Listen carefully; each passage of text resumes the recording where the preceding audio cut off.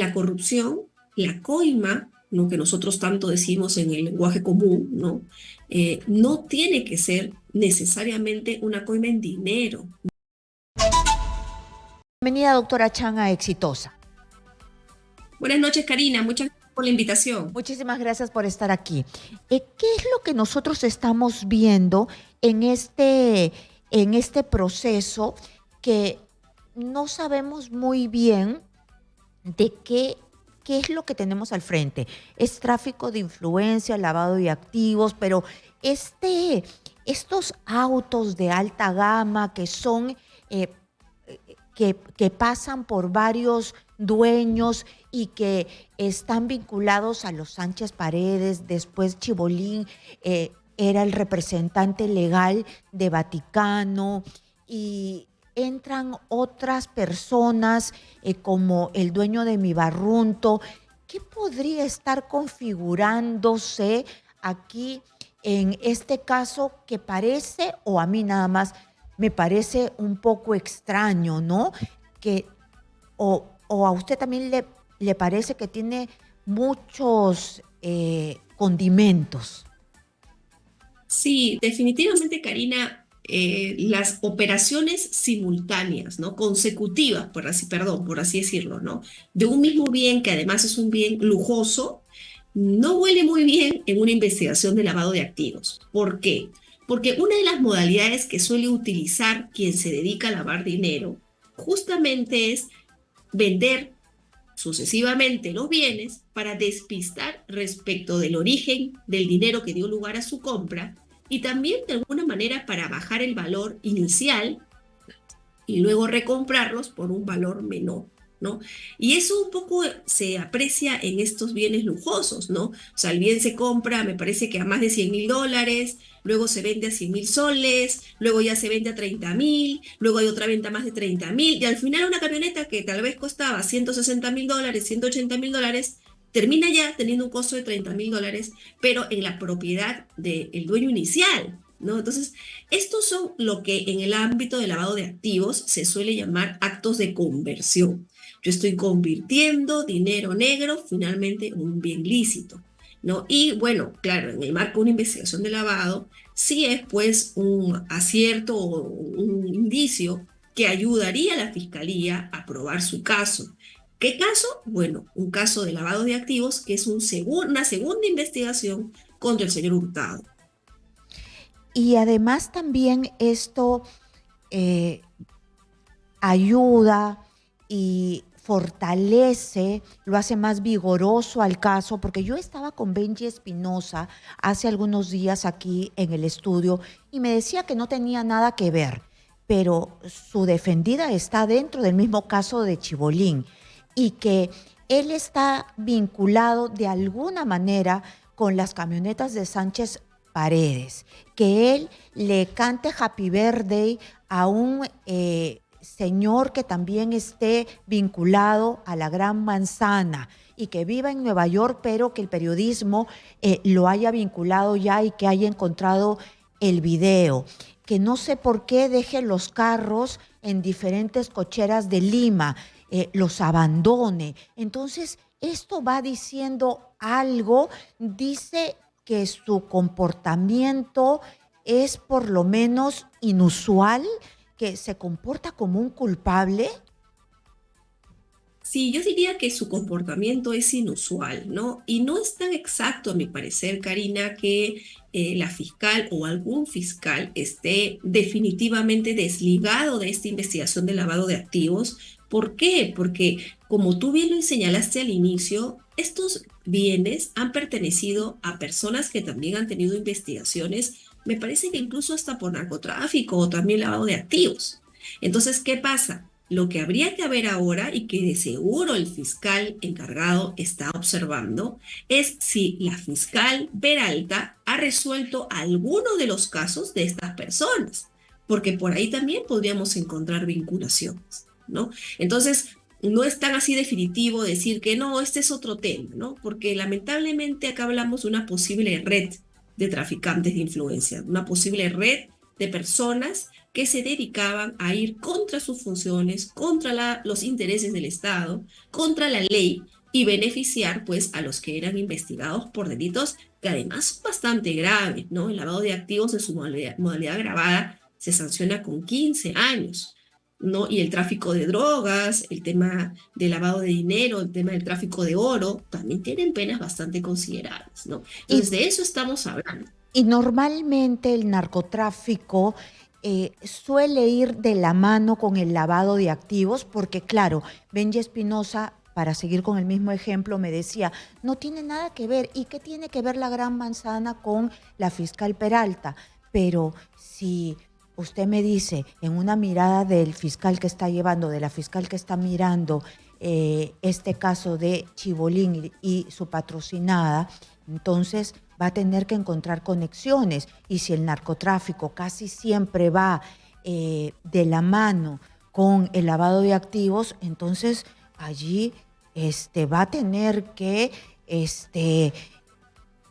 encontrar, ver, seguir la ruta del dinero y la ruta de las conexiones.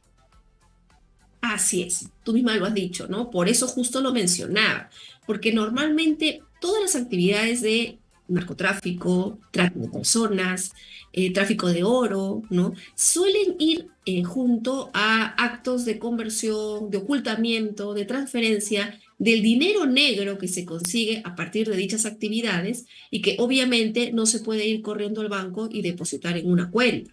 Entonces se tienen que hacer una serie de actos o de transferencias para de alguna manera disfrazar el origen real de ese dinero, que son ventas de drogas, que son cobros por prostitución, que son cobros o ganancias que se generan por la venta de oro ilegal, ¿no? Entonces, normalmente son figuras que van afines.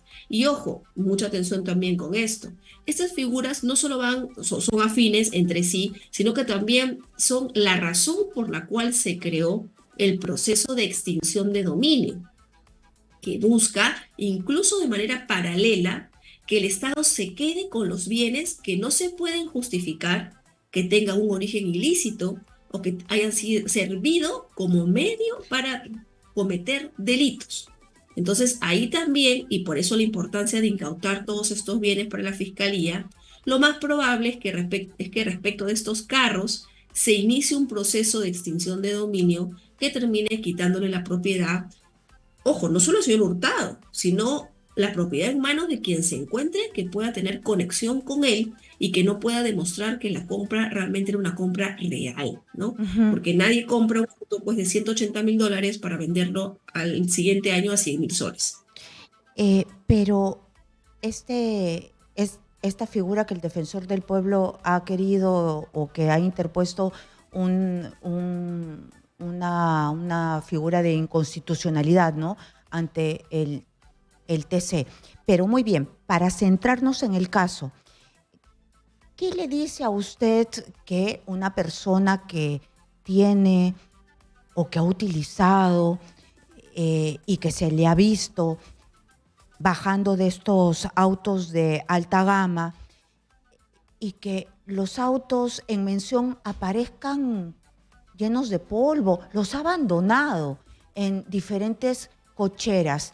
¿Qué dice eso? Pareciera que se comporta como un culpable.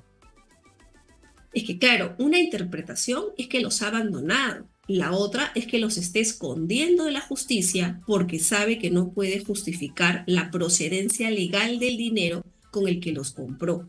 Porque tampoco es que los haya dejado en un garaje o en un basurero, los ha dejado en una cochera en Miraflores, ¿no? Entonces, y ojo, está pendiente averiguar cuál era la relación contractual que hacía que esos carros se pudieran quedar guardados ahí y que los dueños de la cochera no dijeran nada, ¿no?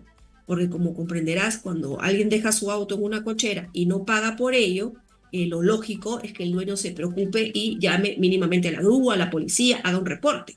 Entonces habría que indagar también, eso es lo que el Ministerio Público va a tener que hacer, por qué esos carros se encontraban ahí y si había algún pago de por medio que de alguna manera respaldara un alquiler, ¿no es cierto?, de la cochera o algún tipo de contrato que justificara por qué estaban ahí, ¿no? Entonces, eso también tiene que ser materia de investigación. Sí, en el tema de este supermercado, en el supermercado no le iban a hacer el favor de guardarle el carro. Es decir, yo me imagino que el supermercado ha tenido que llamar, ha tenido que llamar a la policía, o de repente era el grupo Orión, ¿ah? O de repente el grupo Orión es el que ha llegado. Puede ser también. Esas respuestas las tienen que dar a nivel de la fiscalía y es la razón por la que la fiscalía está citando ya a varias personas, ¿no? Para esclarecer bien en qué consisten estos hechos. Pero ojo, de esto también, Karina, yo creo que la fiscalía encuentra otro punto para robustecer su teoría, ¿no? Es que el señor Hurtado no tiene realmente un arraigo domiciliario. Porque lo lógico, si uno tiene un domicilio, es que guarde sus vehículos en su domicilio, pero más aún cuando están a nombre de la empresa que es de su propiedad. Pero claro, si uno no tiene un domicilio fijo, un lugar, una residencia que le pueda generar un arraigo, no tiene dónde colocar sus bienes, ¿no? Entonces yo creo que eso también va a servir como un argumento a la fiscalía en esta apelación que está realizando el señor Hurtado respecto de la medida de prisión preventiva en su contra. ¿A usted le parece poco probable que pueda salir en libertad a pesar que hoy día se ha puesto frente a las cámaras? Bueno, es la ley, ¿no? O sea, este procedimiento es público y haya dicho que él tiene arraigos y bueno, este es su derecho a la defensa. ¿Usted lo ve probable que le den libertad? No, lo veo poco probable porque una cosa es decirlo y otra cosa es demostrarlo. Y los hechos lo que muestran aquí más bien es lo contrario, ¿no? Porque como te decía, si uno tiene arraigo, entonces uno guarda sus vehículos en su hogar, Ujú. ¿no? Pero no es el caso. Y más aún por los propios dichos que él ha tenido desde el principio, ¿no? No se ha mostrado coherente, no se ha mostrado eh, conforme con la verdad en todo, ¿no? Ha mentido en algunas ocasiones. E incluso le mintió al juez que iba a resolver su pedido de prisión preventiva. Entonces yo veo muy poco probable que esa situación cambie a nivel de segunda instancia. Ujú. Eh, Perú 21 sacó una investigación donde también va a servir para la fiscalía, donde un odontólogo ha dicho que le ha cambiado, le ha hermoseado la dentadura a la fiscal Elizabeth Peralta. Pero esto ha sido por un canje que ha quedado con Chibolín. Esto, ¿por qué? Es decir, la fiscalía va a tener que preguntar, ¿y por qué te van a hacer un canje a ti cuando Chibolín responde por la publicidad, ¿no? Son relaciones que no son transparentes. Son relaciones que justamente nos hacen pensar que en efecto habían intercambios de favores entre la fiscal Peralta y el señor Hurtado, ¿no?